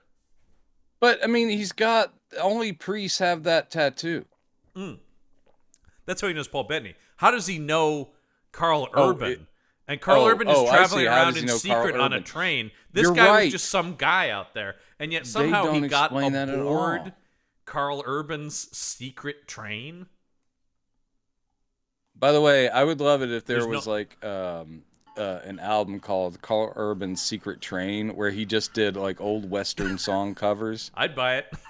Yeah, I know. I know you would. Ladies and gentlemen, I want to introduce Carl Urban's Secret Train. Secret train. Yeah, so he rats out Priest, and Carl Urban's like, thank you, and then bites him. Yep, he's like going, yeah, I've been smelling your blood the whole time you came in here, and just you better tell me the truth. I could bite you anytime. And he's like, oh no, I'm telling you the truth. He's like, thanks. And then he goes, well, I'm biting you anyway, and bites him. And then he says, put him to work. I'm like, okay. Again, we now know the backstory That there was supposed to be more of this, and they were just like, that Brad had other places to be. dude, But it's just no such a idea weird write off of a character. Like, Dorf's okay. like, hey, I'm squeezing you in as it is, so you know. Yeah, look, I gave you what I could. And there's now a I'm lot gone. of demand for Dorf out there. I'm just saying. Oof. So Actually, there should be. there should be indeed. Always. Yeah, I guess he had to go maybe film an episode of Fringe that he was in this year as well. Oh, I don't know. okay. He also did a Psych same year. So Mm, I mean, I will say he had like 5 projects out in 2011. I mean, the guy does work. he does work. Yeah. He's in a very creepy Criminal Minds where he's making people into marionette puppets. Oh dear, and he's the type that would. Yeah, I no, just it's gotta one of those say. things where it's like, I'm sure they wrote that and went like, oh, this is a Dorif part. This is a Dorf. We got him. Bring us Dorif. Yeah. Bring me the head of Brad Dourif. I Then he don't won't know. be able to act. Okay, bring me I all mean, of Brad Dourif. He's been at it so long. He must have made peace with the fact that it's like 9 times out of 10 I'm playing a creep. Yeah. Yeah. I think he's fully aware that he found his place. Yep. And hey, man, he works, and we love him. They anyway, you've got Bettany and the sheriff guy have to climb up the side of this mountain to get into the hive entrance. Yeah. And then Paul Bettany starts having flashbacks to when Carl Urban got pulled into a hive. Yes. He's like, "Oh no, That's that dream again." oh Which no." turns out it's not actually a dream. Yeah, because he goes in there, he runs Maggie Q's in there, and Maggie Q we saw with the priest who had been dispatched by Christopher Plummer, but she's like, hey, I'm not here to stop you. I'm here to warn you about the other priest coming for you. Right.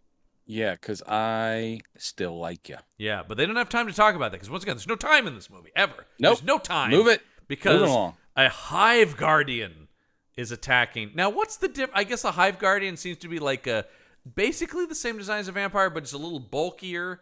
Yeah, he is. He's a little like beefier. their tank. Yeah. Because he's a big boy. He looks like I mean, he's almost bear-like. Yeah. I was gonna say he's got a little bit. He's smaller, but he's got a little bit of the Balrog sort of look to him. Yeah. Like, yeah, right. Like that's what they're going for. Yeah, he's a beefy boy and on all fours, as most of them are for the most time. Yeah. And yeah, he's tough to take down unless you're a priest. Yeah, because how does Priest take or him down? Priestess. This thing leaps in the air. Priest, dual wielding knives, gets under his belly and slices his guts open. And when he falls, that's when the gut opens up and all the stuff comes out. Yeah, it's gooey, man. Once again, it's a goo heavy picture. The goo budget was through the roof. Goo budget.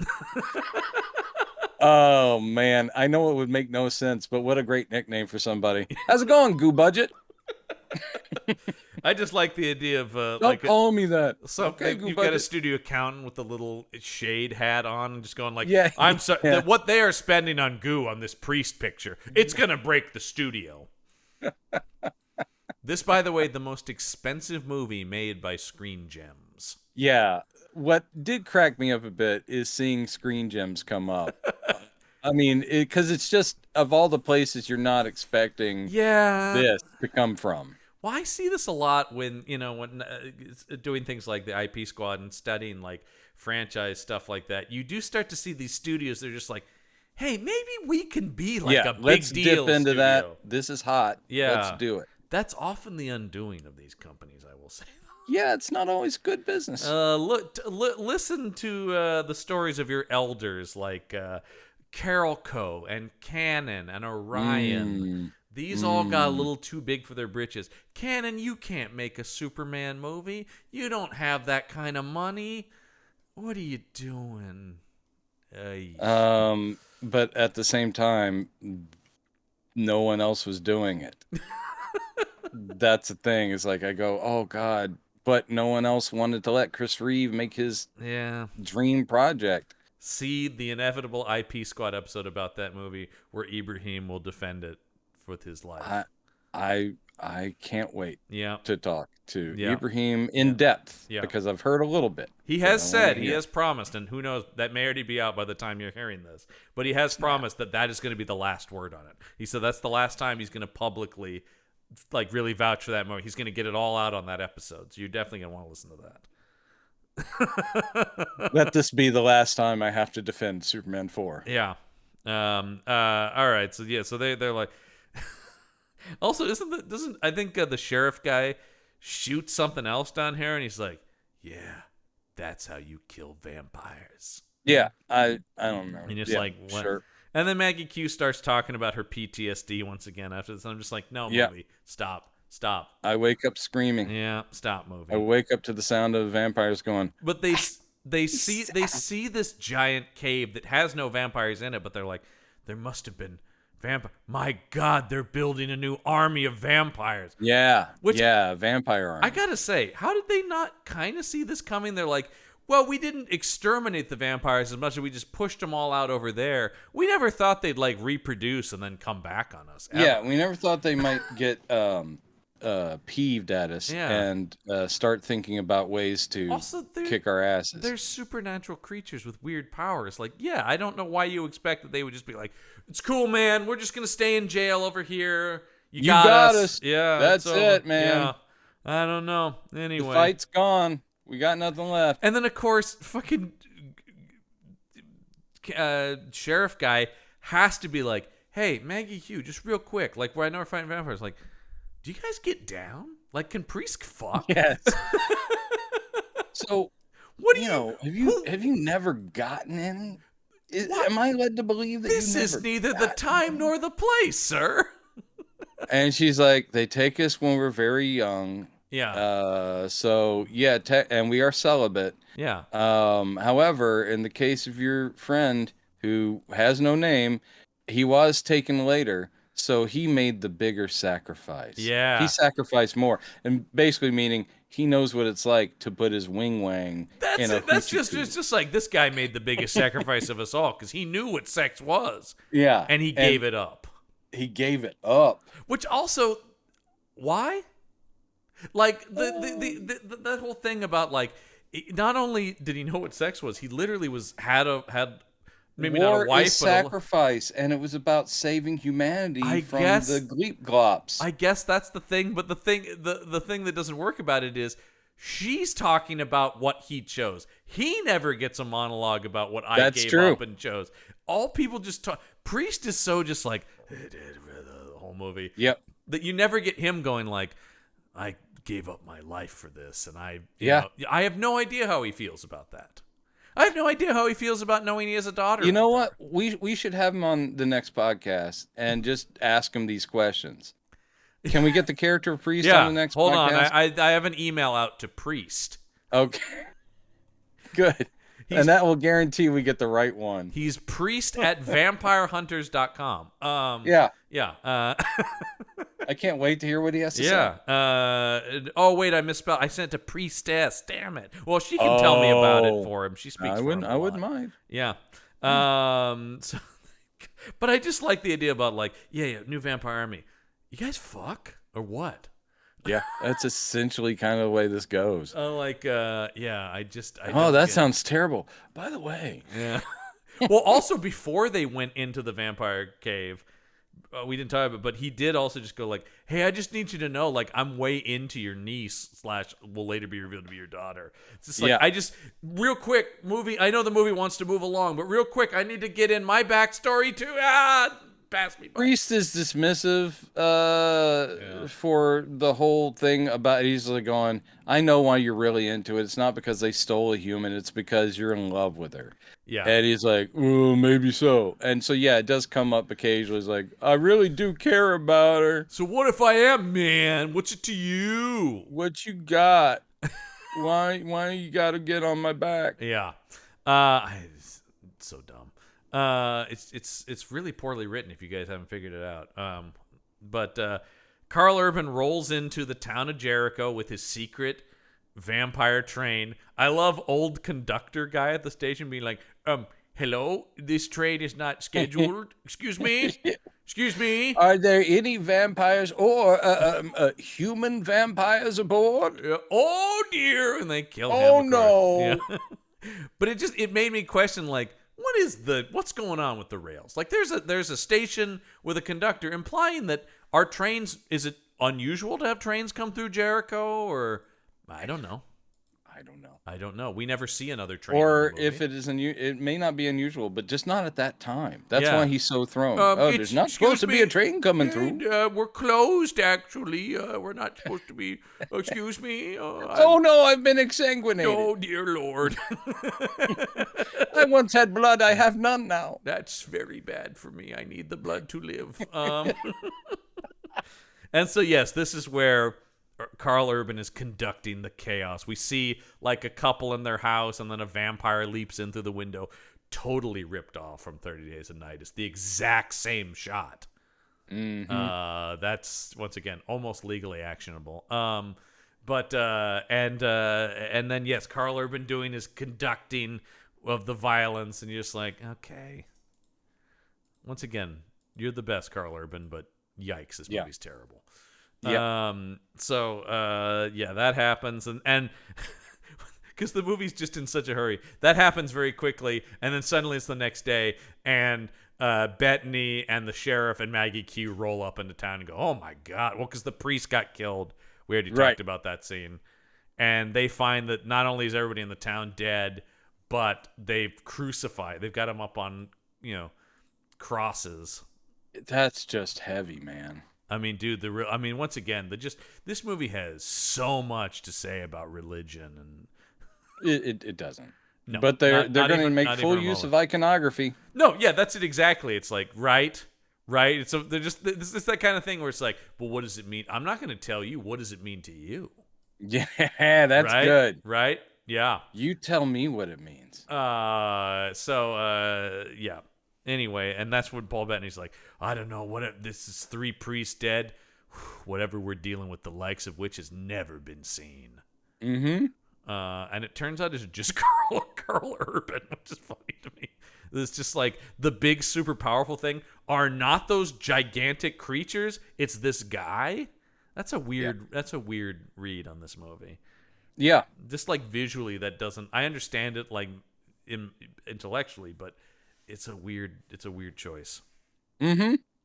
And then pretty quickly he's like, wait a minute, there's a railroad coming through here.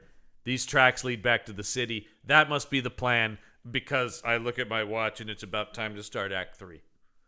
They figured it out. They're like, oh, Yeah. right, train, Act 3. Let's get this mother on the rails. Yeah, because they must. Yeah, get this movie back on the rails. And again, if you sit there going, okay,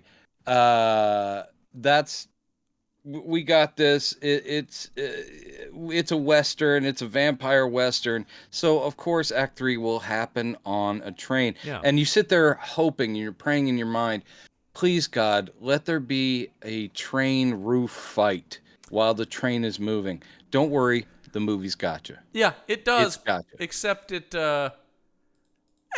once again, it's like it's okay.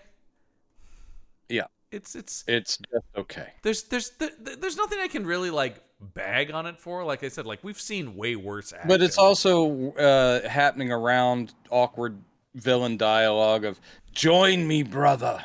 Together we can be." It's that kind of stuff. You're like, Urban. oh, yeah. Once again, I feel bad. I feel most bad for Carl Urban here, simply because, and he's doing the best he can, and it's not horrible, but he does get all the most just like, yes, I'm a villain. Yeah, kind of he moments. is a villain. He's a villain. Yeah.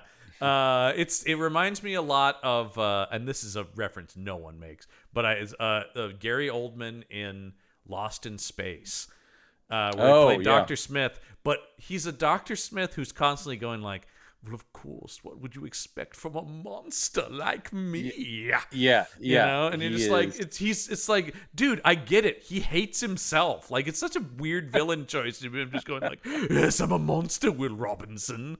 And you're just like, number one, not really the vibe of Dr. Smith from the show. No.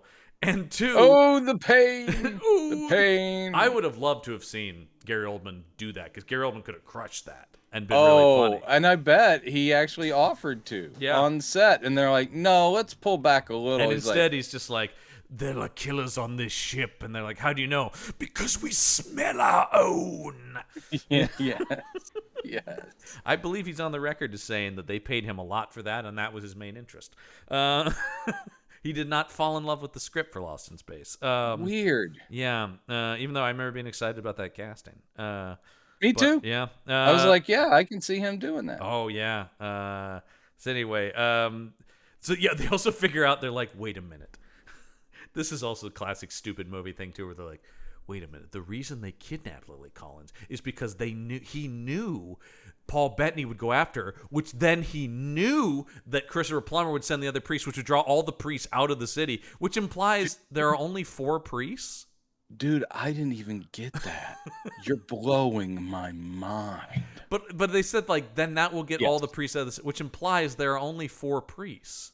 Yeah, I think there was some that makes no sense, obviously, but I think there was something about they had pretty much been disavowed and spread out, and also some people, a lot of them died in the war and all that stuff. I don't know. But that's just the idea. It's like, now it's just free reign for Carl Urban to take over because all the priests are gone. Yes.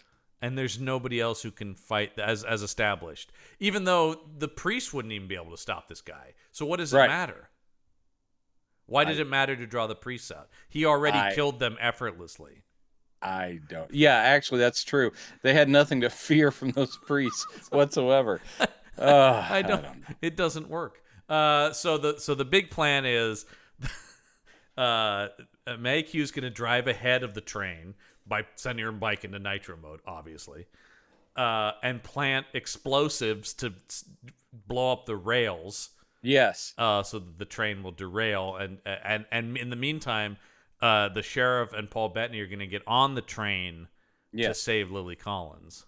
However, I hate to break it to the viewers who are not going to watch this movie. It doesn't go as planned. No, it doesn't. Also Maggie Q tries to hey, I care about you, priest, and puts her hand on his face. He's like, I can't. Yeah, you don't understand. My battle never ends. Dude, this guy's getting... He was with Magin Amick, and now Maggie Q's coming on to him. What's this guy so bummed about? I know. And look, the church did just abandon you, so just go ahead. I know. You don't owe them anything now. Go fight some vampires. I actually thought that's where it was going. I thought he was going to actually be like, yeah, I'm on board with this because all their rules are bullshit. They do, maybe that would have been movie 2 is where he totally rebels against them. Yes. But here he only sort of rebels against the church. Yes. Anyway. Don't worry though, he'll ride off in his badass jet bike at the end. We should talk about the moment where it is revealed he is his daughter, because before they go out to do this, the sheriff guy pulls his gun on Priest and it's like, you have to promise me you won't kill her, man. Yeah. And then he's like, well, no, if she's been turned into a familiar or a human vampire, which I don't know exists yet, definitely going to kill her. Yeah. And it's just dude, it's his daughter. Don't you see? Don't you see? Yeah. So anyway, I guess that's good enough for him. Mm-hmm. If it's his daughter, well, then he probably won't. He probably won't kill her then. Right. even though he said nothing but. Anyway, so they ride out. All of a sudden, bad guys on bikes show up. Where did these guys come from? Bad guy central. Because, like, they're all on their bikes riding at the train, and then all of a sudden, like, other bad guys on bikes are trying to stop them. Did Carl Urban, like, placed a phone call going, like, I hey, guess he all you did. familiars with bikes, can you come out to... Where would he know where they were going to attack, too? I 'Cause guess he's you on just a say, train. catch up to the train wherever we are. Yeah. Okay. Sure, but it's just because they're like, they need Maggie Q to, like, hit the nitro and get a couple of these guys to crash into each other. It's just another thing. It's all just generic action, basically, from here out. Paul Bettany does a leap from his bike. He's hanging onto the side of the train. It's all fine. Yeah. Um, he does get in and free, sort of, Lucy. Yeah. And you get Carl Urban's big, I'm gonna break down how the whole story went. Yeah. And the big reveal, like, oh, she doesn't know she's your daughter. Yeah. And that's supposed to blow minds. It doesn't. I And then- really was like, where is his mustache to twirl? Because, like, he is just, there is not, and especially this idea that this guy was a priest and maybe his best friend, all of that is completely gone. He is now just the most purely evil character. Yes. And he's just like, and I'm evil because evil's fun, baby. That is basically his motivation. like, I'm just loving being evil. There's no, like, because what you would expect it to be is like, of course I turned against you. Like, the church left me to die. That would have been the Vietnam thing, right? It's just like, we were just cannon fodder for them, man. Exactly. And when we won the war, they wanted nothing to do with us. That would have been something for this character. It would have been obvious and generic, but at least it would have been something. Instead, he's just like, no, man, I got to taste that blood, and I just went crazy. I got turned into a human vampire. This thing never existed before, but look at me. Yeah. And then he's like, I offer you the same thing. Come with me, do that. Together we can, I mean, it's literally Empire Strikes Back. Together we can rule the planet as brothers, he said. Yeah. And Priest doesn't want that. And then you got Urban saying, well, fine, then I am going to kill your daughter. And throws the whole, throws her off the train, and Priest catches her. And this is, while we're watching this, we're also watching Maggie Q realize, oh crap, the explosion isn't going to go off. Uh-oh. Right. So what I'm going to do is strap all the explosives onto my bike, which is a badass bike. Yeah. And I'm going to drive it right at the train. This is leading up to the big ending. Did you like when she set it to, what does it say? It's like linear mode or something like that? Or like... Oh, I didn't even notice. She sets it to autopilot, basically, so it'll keep going straight, so she can get on top of it. And she's surfing on top of it. She's surfing on top of a crazy-ass, bike. Yeah.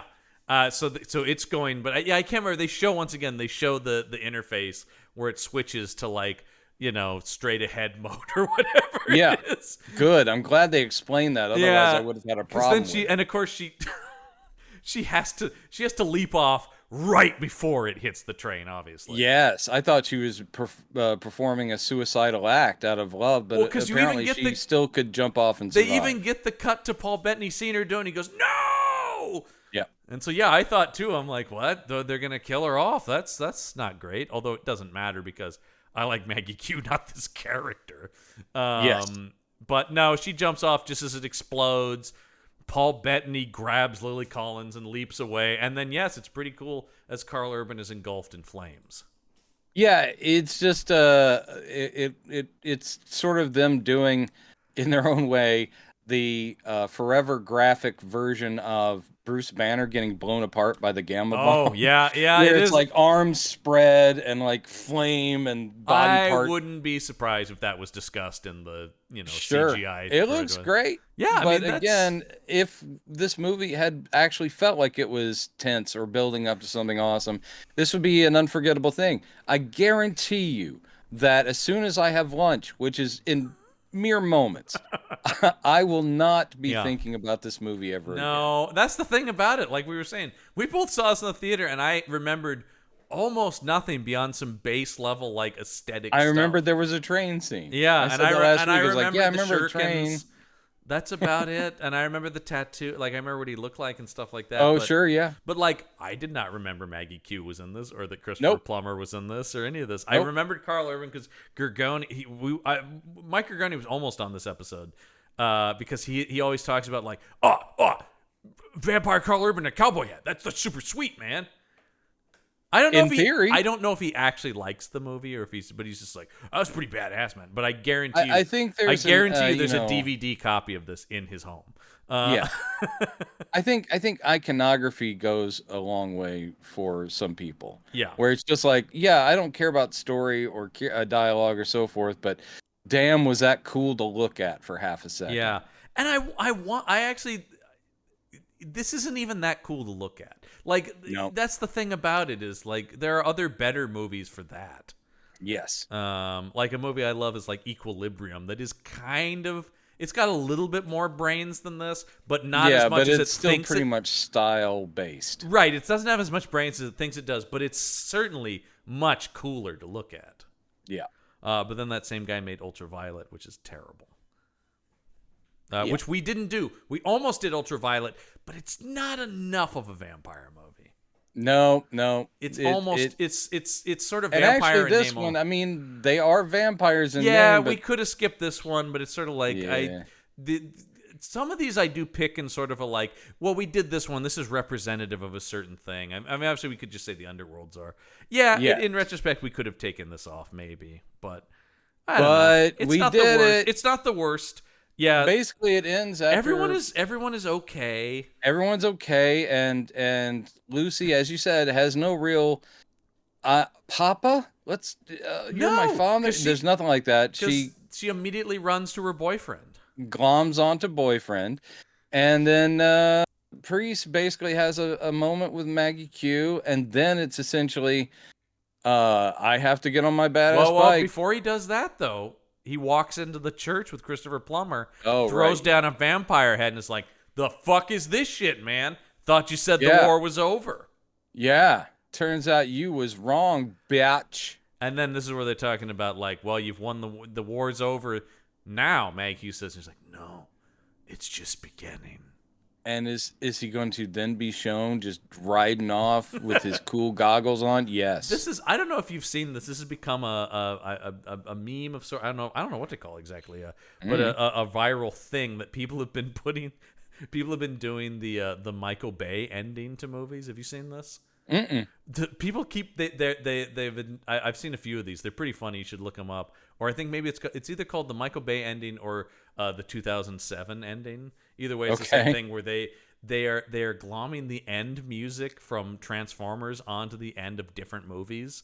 Okay. Which is I can't remember the name of the band, but the song is that like ding ding ding ding ding ding ding. It starts with that, and it's like what I've done, and it cuts to black for the credits, which is the end of Transformers.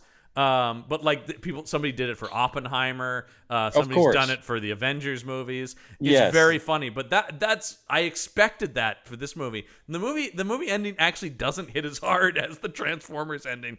Like, but it does have that thing about like because the Transformers ending, for those who remember, is the like, I am Optimus Prime, and we're just getting started, baby, is basically how that first Transformers movie ends. And that's the... I don't have them. I've seen several of the or at least 3 of them. I have no memory of anything that happens in them.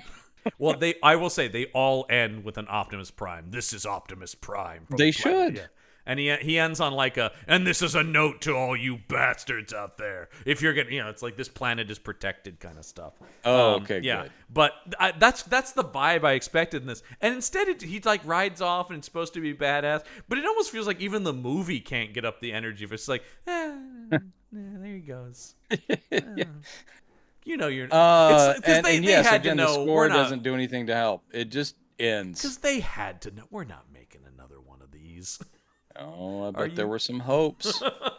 Probably Yeah. right up till the editing room, there was some hopes. We've got Bettany signed for 3 of these things, man. Oh, poor Paul, but he had better things a coming. He didn't know how good it was about to get for him. Oh man, and he is coming back. Yeah, can't wait for Vision Quest. Oh boy. Yeah. So this was not worth watching, and No, I can't recommend whatever. It's not shit. It's just not worth watching. But it's just so bleh. It's just so I Yes. think you said meh. That's perfect. It's just so bland. Like I said, it looks like any number of other action movies from this era where they were. Yes. They kind of don't know how to build franchises at this point. No, but also I gotta say this aesthetic. I mean, it certainly made an imprint, but it's not something that lasted. No. And I think even by this point, people are like going, right, it's the underworld thing. I'm tired of it. And I don't need no more. The response to this seems to be, let's make more underworld movies. And then people have lost interest in those because we're going to get to those after we got this. more underworld. Oh, we got 2 more, including the 5th one, which is written by the guy who wrote this. So, and and then we've also got I, Frankenstein, which Gergoni did insist he will be on I, Frankenstein. Oh boy, he really wants to talk about that. So I love it. Now, tell me what's next week though. Oh man, it's been a long time coming. Did we ever think this day would happen? I don't know. It is, at least as of today's date, the last Howling movie. Oh, I can't believe it. Although there's rumors about a reboot and stuff like that. But anyway, but yes, as of this recording, what is currently the final Howling, 2011's The Howling Reborn. I don't think that birth did too well. Nobody knows this movie. This is one of those where it's like there were 8 of these movies. Wow. Yeah, this is the 8th and once again, as of we're speaking now, last Howling movie. Well, don't promise something you can't, or don't whatever. Yeah. I guarantee we'll be talking about The Howling again. Oh, because like I said, there's been a lot accept. of rumblings about a remake is the big thing. Yeah. But I am all for getting rid of this nonsense. So let's do it. Let's get it out of our system. I think the big question always with these is like, it won't be good, but will it be the worst? Because I don't think it will be.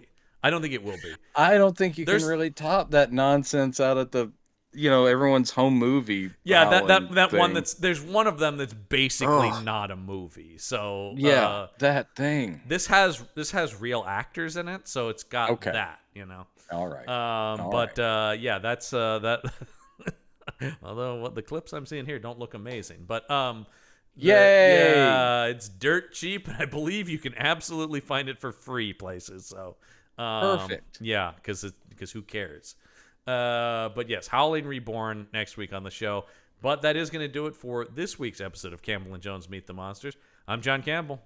I'm Brendan Jones. And remember, there are such things as monsters. Or CG gleep glops.